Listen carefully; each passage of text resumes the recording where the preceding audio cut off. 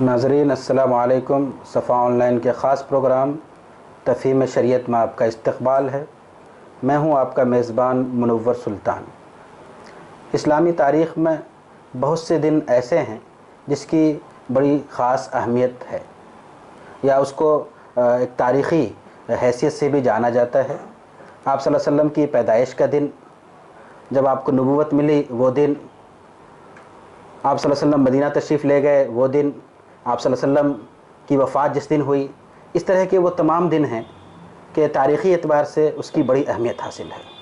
اگر ہم دوسرے اعتبار سے دیکھیں تو آپ صلی اللہ علیہ وسلم کے انتقال کا دن بہت ہی اہم دن ہے۔ اس سے بڑی قیامت مسلمانوں پہ دوبارہ نہیں آ سکتی ہے۔ اس کے بعد ہم دیکھتے ہیں کہ پہلے خلیفہ حضرت ابوبکر صدیق کا انتقال ہوتا ہے، دوسرے خلیفہ کو شہادت ملتی ہے، تیسرے کو بھی شہادت ملتی ہے۔ اس کے بعد پھر حضرت حسن رضی اللہ عنہ کو زہر دیا جاتا ہے اور حضرت حسین رضی اللہ عنہ شہید ہوتے ہیں۔ اس طرح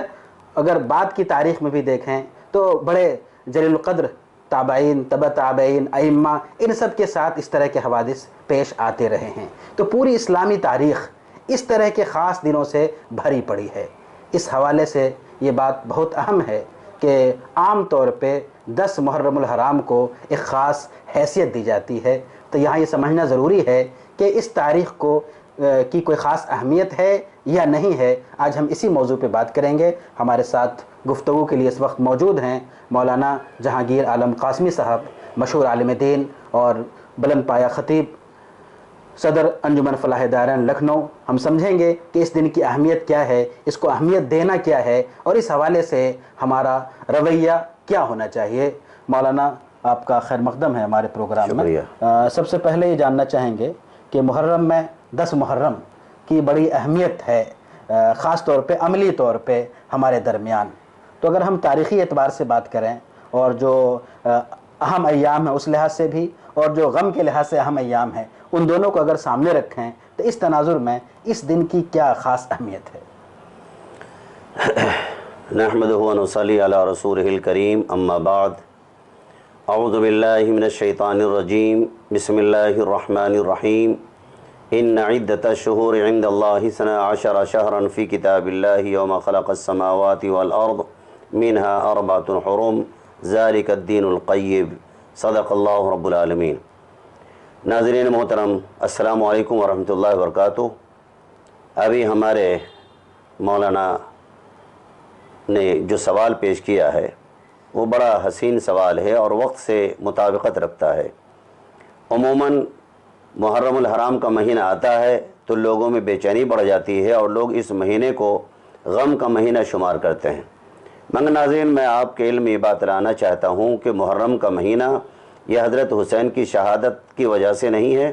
بلکہ رسول محترم آخر الزماں صلی اللہ علیہ وسلم، حضرت ابراہیم، اسماعیل، اسحاق، عیسیٰ، موسیٰ، صالح، شعیب، لوط، ہود، نوح، ان تمام انبیاء کرام کی پیدائش سے پہلے ہی اللہ تعالیٰ نے سال کے 12 مہینے بنائے اور ان میں 4 مہینے اللہ تعالیٰ نے محترم بنائے۔ منہا 4 حرم، سال کی گنتی اللہ کے نزدیک 12 مہینوں کی ہے، ان میں 4 مہینے محترم ہیں۔ ذالک الدین القیم، یہی ٹھیک اور سچی بات ہے۔ ناظرین، یہ 4 مہینے جو محترم اللہ نے بنائے، یہ خصوصی طور پہ اللہ رب العالمین نے ان مہینوں کا اہتمام فرمایا اور اس کی اشرفیت کو بیان فرمایا۔ ذیقعد، ذی الحج، محرم اور رجب کا مہینہ، شبرات سے پہلے جو مہینہ آتا ہے یہ رجب کا مہینہ کہلاتا ہے۔ اس نام کی تعین بھی رب العالمین نے کی اور ان 4 مہینوں کی اشرفیت بھی اللہ تعالیٰ نے ہی نے متعین فرمائی۔ تو یہ آسمان و زمین جس وقت بنائی اللہ نے، اسی وقت یہ 12 مہینے بنائے گئے اور ان میں 4 مہینے اللہ نے محترم بنائے، جن میں ایک محرم الحرام کا مہینہ ہے جس سے اسلامی تاریخ شروع ہوتی ہے اور یہ اسلامی تاریخ کا پہلا مہینہ شمار کیا جاتا ہے۔ اسلامی تاریخ اسی سے شروع ہوتی ہے۔ محرم الحرام کے تعلق سے یہ مہینہ بذات ہی خود اتنا محترم ہے کہ اس کے احترام کی اللہ تعالیٰ نے فضیلت بیان فرمائی ہے۔ اتفاق ہے کہ حضرت حسین رضی اللہ تعالیٰ عنہ کی شہادت انہی مہینوں میں اور یوم عاشور میں ہوئی۔ اس وجہ سے لوگوں نے، عام طور پہ لوگوں نے جو دین سے ناواقف لوگ ہیں انہوں نے حضرت حسین کی شہادت کو شامل کر کے اس دن کو منحوس بنا دیا اور اس مہینے کو یوم شہرۃ الغم بنا دیا، غم کا مہینہ بنا دیا ہے۔ حالانکہ اگر آپ دیکھیں گے تو ہر زمانے میں کسی نہ کسی تاریخ میں 1,24,000 انبیاء کرام تشریف لائے، ان کی پیدائش کسی نہ کسی دن ہوئی اور کسی نہ کسی دن وفات ہوئی۔ تو ظاہر جس دن خوشی ہوتی ہے وہ دن ہمارے لیے خوشی کا ہوتا ہے، جس دن کسی کی موت ہوتی ہے وہ دن ہمارے لیے تکلیف کا ہوتا ہے، مگر اللہ نے ہمارے لیے خوشی کے اور تکلیف کے سارے پیمانے متعین کر دیے ہیں۔ حضرت حسین کی شہادت کا جہاں تک تعلق ہے وہ ایک عظیم معاملہ ہے، اللہ کی پلاننگ کے تحت یہ معاملہ ہوا تھا۔ جیسا کہ رسول محترم صلی اللہ علیہ وسلم کی چچی حضرت عباس رضی اللہ تعالی عنہ کی اہلیہ محترمہ، انہوں نے خواب دیکھا تھا کہ رسول محترم صلی اللہ علیہ وسلم کے جسم اتھر سے گوشت کا ٹکڑا کاٹا گیا اور وہ ان کی گود میں رکھ دیا گیا۔ وہ خواب سے بیدار ہوئی، بہت پریشان ہوئی اور وہ حضور کے پاس آئیں، وہ کہنے لگی کہ میں نے آج بڑا بھیانک خواب دیکھا ہے۔ تو آپ نے فرمایا کیا دیکھا ہے چچی، آپ مجھے بتائیں۔ تو انہوں نے کہا کہ مجھے میرے بتانے کی بھی ہمت نہیں ہے، میں کیسے بتاؤں۔ تو انہوں نے اللہ کے رسول نے اصرار فرمایا کہ نہیں آپ بتائیے۔ تو انہوں نے بتایا کہ میں نے دیکھا ہے کہ آپ کے جسم کا ایک ٹکڑا کاٹ کر میری گود میں ڈال دیا گیا ہے، جس سے میں خوف زدہ ہو گئی کہ کہیں اللہ کے رسول کو کوئی نقصان نہ پہنچ جائے۔ اللہ کے رسول نے مسکرایا، تبسم فرمایا کہ یہ تو بہت اچھا پسندیدہ خواب ہے۔ فاطمہ کے ہاں کوئی بیٹا پیدا ہوگا جو پیدائش کے بعد تمہاری گود میں ڈال دیا جائے، کیونکہ ہمارے خاندان میں سب سے بڑی معمر خاتون آپ ہی رہ گئی ہیں، تو بچہ آپ کی گود میں ڈال دیا جائے گا، آپ اس کی اچھی طرح دیکھ بھال کریں گی۔ کچھ وقت گزر گیا، کچھ مہینے گزر گئے، تو پھر یہ تشریف لائی حضرت حسین کو لے کر کھلاتے ہوئے اور اللہ کے رسول صلی اللہ علیہ وسلم کے گود میں ڈال دیا کہ لیجئے تھوڑی دیر اپنے بیٹے کو نواسے کو کھلائیے۔ وہ دوسرے کام میں مصروف ہو گئیں۔ کچھ وقت کے بعد جب تشریف لائیں تو انہوں نے دیکھا کہ اللہ کے رسول صلی اللہ علیہ وسلم کی آنکھوں سے آنسو جاری ہیں۔ یہ پریشان ہو گئی اور پوچھا کہ اللہ کے رسول کس چیز نے آپ کو رولا دیا، کیوں رو رہے ہیں، کیا بات ہے؟ تو آپ صلی اللہ علیہ وسلم نے غمزدہ ہو کر فرمایا کہ ابھی جبریل آئے تھے اور انہوں نے مجھ کو پیش خبری بتائی کہ آپ کے اس نواسے کو جو محبوب چہیتا نواسا ہے، آپ کی قوم کے کچھ ظالم لوگ بڑی بے دردی کے ساتھ قتل کر دیں گے۔ تو چچی نے پوچھا کہ کیا واقعی اس بیٹے کو؟ تو آپ نے فرمایا ہاں اسی بیٹے کو،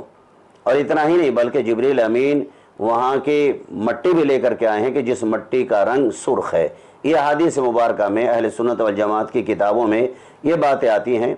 جو رسول محترم صلی اللہ علیہ وسلم سے منسوب ہیں اور آپ سے روایت کردہ ہیں۔ تو اس طریقے سے حضرت حسین کی ولادت کی خوشخبری بھی تھی اور حضرت حسین کی شہادت کی پیش خبری بھی تھی۔ پیدا ہوں گے یہ خوشخبری تھی اور شہید ہوں گے یہ پیش خبری تھی، اور ظاہر ہے کہ شہادت تو ایک انمول تحفہ ہے رب العالمین کا۔ تاجدار مدینہ جناب محمد رسول اللہ صلی اللہ علیہ وسلم تو ہمیشہ دعا فرماتے تھے کہ لَوَدِدْتُ أَنْ أُقْتَلَ فِي سَبِيلِ اللَّهِ ثُمَّ أُحْيَا ثُمَّ أُقْتَلْ ثُمَّ أُحْيَا ثُمَّ أُقْتَلْ ثُمَّ أُحْيَا ثُمَّ أُقْتَلْ إِلَى يَوْمِ الْقِيَامَةِ، کہ قسم اس ذات کی جس کے قبضے میری جان ہے، میرا جی چاہتا ہے کہ میں بار بار اللہ کی راہ میں شہید کیا جاؤں، پھر زندہ کیا جاؤں، پھر شہید کیا جاؤں، پھر زندہ کیا جاؤں، پھر شہید کیا جاؤں، پھر زندہ کیا جاؤں، پھر شہید کیا جاؤں، قیامت تک یہ سلسلہ چلتا رہے۔ میری تو تمنا ہے۔ تو شہادت کوئی غم کی چیز نہیں ہے، ہاں وقتی حالات احباب کو اس کے نہ رہنے کا غم تو ضرور ستاتا ہے، لیکن یہ شہادت اللہ کا بڑا انعام، بڑا تحفہ ہے۔ اللہ جس کو اپنا محبوب چہیتا بناتا ہے اس کو شہادت عطا فرماتا ہے۔ اور ظاہر ہے کہ ان کے والد بھی شہید، ان کے بڑے بھائی حضرت حسن بھی شہید اور یہ بھی شہید، تینوں کا مرڈر ہوا ظلماً، ناحق، ظالموں نے قتل کیا ہے۔ تو ظاہر بات ہے حضرت علی سے زیادہ خوش نصیب کون ہوگا کہ خود بھی شہید، دو بیٹے بھی شہید، دو شہید بیٹوں کے باپ بنے۔ تو یہ جو شہادت کا تعلق ہے جس کے نتیجے میں حضرت حسین کی شہادت کو لے کر اس مہینے کو غم کا مہینہ بنا دیا جاتا ہے اور پورے ماحول پر غم کی چادر ڈال دی جاتی ہے، جس سے پورا معاشرہ غمناک ہو جاتا ہے اور آنسوؤں کا نذرانہ پیش کرتے ہیں اور کربلا کے شہیدوں کو پانی پلاتے ہیں، شربت پلاتے ہیں۔ یہ ظاہر ہے کہ یہ چیزیں اسلام میں کوئی معنی نہیں رکھتی ہیں۔ شہادت کا دینا نہ دینا رب العالمین کے ڈپارٹمنٹ کا کام ہے، وہ جسے چاہے نواز دے۔ ہاں، یوم عاشور کی فضیلت احادیث مبارکہ میں رسول محترم صلی اللہ علیہ وسلم نے دو بیان فرمائی۔ ایک تو یہ بیان فرمائی کہ اس دن اللہ کی رحمتیں خاص متوجہ ہوتی ہیں،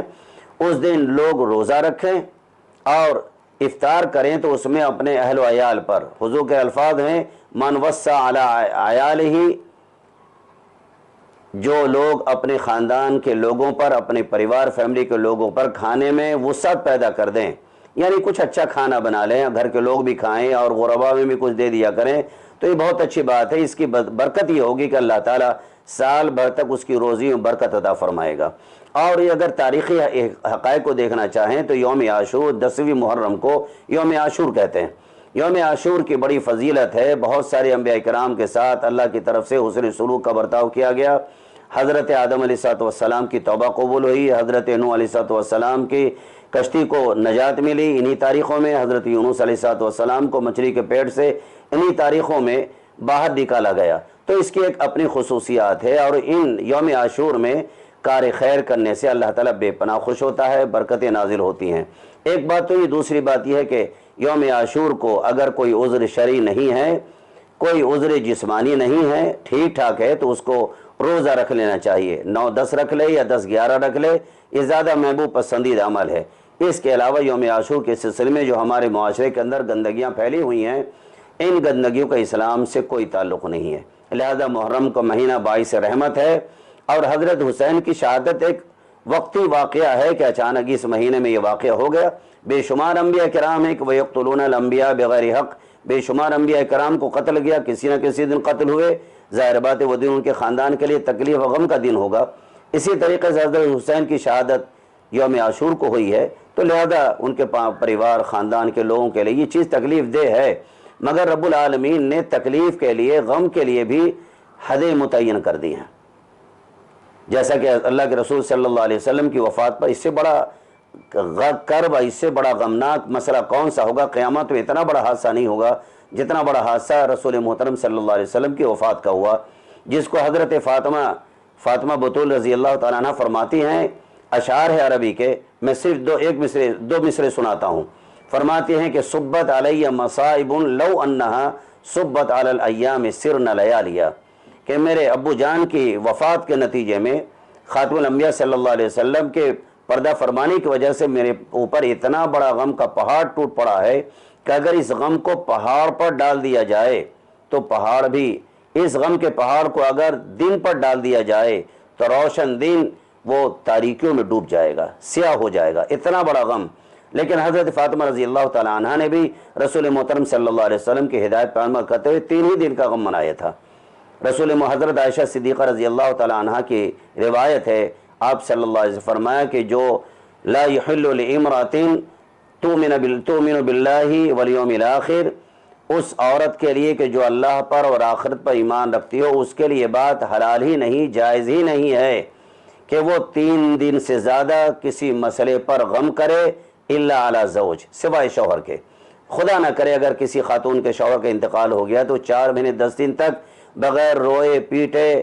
دامن اور غریبہ چاک کیے اور سر کے بال نوچے بغیر، چہرے پہ تھپڑ مارے بغیر، سینہ کو بھی کیے بغیر، وہ غم منائے صبر کے ساتھ، یہ اللہ کا ایک قانون ہے۔ باقی دنیا میں غم کے لیے صرف 3 دن باقی، 3 دن رہ گئے، اس سے زیادہ غم کرنا یہ بغاوت الہیہ ہے، اللہ اس کے رسول کے فرمان کی خلاف ورزی ہے۔ لہذا یوم عاشور کی فضیلت یہی ہے کہ اس دن میں اچھے کھانے کا اہتمام کیا جائے، اور ساتھ ساتھ اگر اللہ نے صحت دی ہے تو یوم عاشور کے روزے رکھ کر کے 9-10 کر لے یا 10-11 کر لے، یہ زیادہ محبوب پسندیدہ عمل ہے۔ اللہ کے رسول فرماتے کہ خالف المشرکین والیہود، مشرکین یہود و نصارہ کی مخالفت کیا کرو۔ تو یہودی 1 روزہ رکھتے تھے، اللہ کے نبی فرمایا کہ اگر میں آئندہ سال زندہ رہا تو میں 2 روزے رکھوں گا۔ تو یہ محبوب پسندیدہ عمل ہے کہ روزہ رکھے، کار خیر کرے، ذکر و اذکار کرے، اپنے لیے، اپنے خاندان کے لیے، امت مسلمہ کے لیے دعائے خیر کرے، اور روزے کا نذرانہ بارگاہ رب العالمین پیش کر کے اپنی آخرت کو سنوارنے کے لیے دعا کرے۔ یہ عموماً محرم الحرام کا یہی ایک خاص سلسلہ ہے، اس سے زیادہ اگر کچھ ہے تو وہ افسانہ ہے، اس کا اسلام سے کوئی تعلق نہیں۔ مولانا، سنیوں میں جو خاص تصور آیا کہ اس دن کو اہمیت دی جائے اور ایک غم کا رشتہ کہیں نہ کہیں حضرت حسین سے جوڑ کے اس دن کو ایک غمناک منایا جائے، تو کہیں ایسا نہیں لگتا کہ یہ چیزیں شیعوں کی وجہ سے یا شیعوں کے ساتھ رہنے کی وجہ سے یہ چیزیں یہاں منتقل ہوئی ہیں؟ ہمارے محترم مولانا منور سلطان صاحب نے بڑا حسین سوال کیا ہے، جو آج کل امت میں ایک بات چل پڑی ہے اور پوری امت سوگوار ہو جاتی ہے۔ ظاہر ہے، کہاوت مشہور ہے کہ خربوزے کو دیکھ کر خربوزہ رنگ پکڑتا ہے۔ جہاں سے ان چیزوں کی ابتدا ہوئی ہے، زیادہ تر وہاں اہل تشیع حضرات تھے اور ان کے ساتھ ساتھ مسلمانوں کا لین دین، رہن سہن، کھانا پینا، شادی بیاہ، یہ ساری چیزیں ہوا کرتی تھی، پہلے جائز تھیں۔ اس کے نتیجے میں پورے ہندوستان کے اندر یہ فرقہ پھیلا اور اپنی اس نے شیعت کو ہر طرف نافذ کیا، وہ کسی قسم کی شیعت کا سلسلہ ہو۔ اہل سنت والجماعت کے اندر بھی ان کو دیکھ کر جو جوہلا طبقہ ہے، جو دین سے دور ہے، ان لوگوں نے اس کو مدار نجات سمجھ کر کے کہ حضرت حسین کی محبت کا نذرانہ پیش کریں گے، آنسوؤں کا نذرانہ پیش کریں گے، جیسا کہ آج کل ہمارے بعض وہ ناواقف علماء جو دین اور شریعت سے واقف نہیں ہوتے ہیں اور عالم دین کہلاتے ہیں، حقیقت میں وہ عالم ہوتے کہ نہیں ہوتے، اگر ہوتے تو اس طرح کی کوئی بات نہیں کرتے کہ ہماری آنسوؤں کا نذرانہ حسین کے بارگاہ میں ڈالیں گے تو اللہ قیامت کے روز اس کا ہمیں حسین بدلہ عطا فرمائے گا۔ آج 6 تاریخ ہے، 6 ستمبر ہے، آج کے اخبار کے اندر علماء کے کچھ بیانات آئے ہیں، لیکن اس طریقے کا کہ اللہ کی طرف سے کوئی ایسا سلسلہ ہو، نبی کی کچھ ہدایات ہوں، ایسا کچھ نہیں۔ اسلام کا اس فسانے سے کوئی تعلق نہیں، دور دور کا واسطہ نہیں، بلکہ رسول محترم صلی اللہ علیہ وسلم نے تنبیہ فرمائی۔ حضرت ابن عباس رضی اللہ تعالیٰ عنہ فرماتے ہیں کہ قال النبی صلی اللہ علیہ وسلم ابغض الناس الی اللہ ثلاثۃ، اللہ کے نزدیک سب سے زیادہ مبغوض 3 لوگ ہیں، 3 لوگ اللہ کے نزدیک سب سے زیادہ مغضوب ہیں، ناپسندیدہ ہیں، مقہور ہیں، جس سے اللہ ناراض ہوتا ہے، جن پر اللہ تعالیٰ اپنے عذاب نازل کرتا ہے۔ مبغوض کا مطلب ہے کہ جو اللہ کی رحمت سے دور کر دیا گیا، جن پر اللہ کا غضب بھڑکے گا، وہ 3 لوگ ہیں۔ نمبر 1، حدود حرم میں اگر کوئی گناہ کرتا ہے، گالم گلوج، مار پیٹ، اسی طریقے سے اور کسی طرح کی کوئی چھوخانی حدود حرم میں، تو اللہ کے نزدیک یہ شخص انتہائی ناپسندیدہ، مکروہ، مبغوض، جو کہہ لیں آپ ہے، رسول نے فرمایا۔ اور دوسرا فرمایا کہ مبتغین فی الاسلام سنت الجاہلیہ، اللہ کے نزدیک وہ بھی انسان مبغوض ہے، ناپسندیدہ ہے کہ جو اسلام لانے کے بعد اسلام میں زمانے جاہلیت کے طور طریقوں کو، ان کے رسموں کو، رواجوں کو، ان کے ریتوں کو فروغ دیتا ہو، ان کو زندگی دیتا ہو۔ جس طرح یہاں مر جانے پر سوگ منانا، نوحہ کرنا، غریباں چاہ کرنا، یہ تمام کی تمام چیزیں سنت جاہلیہ ہیں، جاہلانہ طریقہ ہے۔ اسی طریقے سے محرم کے اندر جو خرافات ہوا کرتی ہیں، شریعت اسلامیہ سے، محمد عربی صلی اللہ علیہ وسلم کی سنت سے، صحابہ کرام کی سیرت سے یہ بالکل میل نہیں کھاتا۔ یہاں تک کہ رسول محترم صلی اللہ علیہ وسلم نے اپنے آخری خطبہ حجۃ الوداع میں ارشاد فرمایا تھا کہ الا کل شیء من امر الجاہلیۃ تحت قدمی موضوع، مسلمانوں میں خصوصی ہدایت دے کے جاتا ہوں کہ زمانے جاہلیت کی جتنی رسمیں تھیں، جتنے طور طریقے تھے اور آئندہ جتنے طور طریقے جاہلانہ آئیں گے، میں ان سب کو اپنے قدموں سے رونقتا ہوں، پامال کرتا ہوں، ان کو ملیا میٹ کرتا ہوں۔ اب کوئی مسلمان ان طریقوں کو، رسموں کو، رواجوں کو فروغ نہ دے، اللہ کے نزدیک وہ گنہگار ہوگا۔ مسلم شریف کی روایت میں اللہ کے نبی صلی اللہ علیہ وسلم نے فرمایا کہ من عمل عملا لیس علیہ امرنا فہو رد۔ مسلم شریف کی روایت ہے جو ہمارے نزدیک بہت ہی معتبر کتاب ہے اہل سنت والجماعت میں۔ رسول محترم صلی اللہ علیہ وسلم فرمایا کہ جس مسلمان نے ایسا کوئی کام کیا کہ جس کام کا حکم میں نے نہ دیا ہو، نہ میں نے کیا ہو، اور وہ میری طرف منسوب کر کے اس کام کو کرتا ہو یا دین سمجھ کے کرتا ہو، فہو رد، یعنی وہ کام مردود ہے، وہ انسان مردود ہے